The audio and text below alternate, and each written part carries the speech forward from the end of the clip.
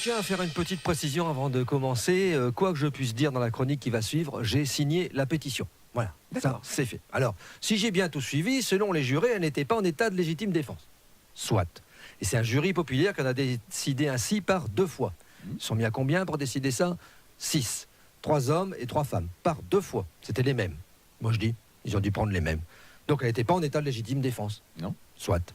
Son seul crime, moi, à mon avis, c'est d'avoir commis une erreur de timing. Il aurait fallu qu'elle le zigouille pendant qu'il l'a tapé.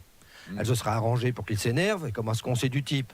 Ça devait pas être difficile. Enfin, du type. Je ne sais pas si on peut appeler type, mec, homme, ou tout ce qui pourrait impliquer de l'humanité une chose de sexe mâle, capable de faire du mal à des enfants, de surcroît les siens, sa femme et à tous ceux qui l'entourent.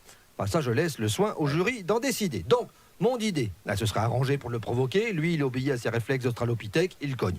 Et hop, elle le zigouille. Voilà. C'est de la légitime défense avec préméditation, je vous l'accorde, mais c'est légitime quand même. Puis elle aurait eu le choix des armes, elle aurait même pu le prendre un croc de boucher, c'était de la légitime défense. Elle n'aurait pas été inquiétée, voilà. Mais comme elle l'a zigouillé juste comme ça, parce que son fils s'est suicidé à cause de lui, et même pas pour elle, 10 ans. Franchement, il y a des gens, ils gèrent pas bien leur deuil, ont dû se dire les jurés. Si on fait le compte, mesdames et messieurs les jurés, ça fait 47 ans de légitime défense. Et 47 ans, ça vaut 10 ans. En tout cas, elle aura passé 57 ans de sa vie en prison, si on fait le compte. C'est vrai qu'elle s'appelle Sauvage, la dame. Fait pas beaucoup d'efforts, franchement. Elle se sera appelée gentille. Aïe. Le jury aurait peut-être été plus indulgent. Hein, voilà. Moi, j'imagine ce qu'ont pu dire les jurés pour se justifier. Hein, ça aurait fait qu'est-ce qu'on fait? On condamne ou on acquitte?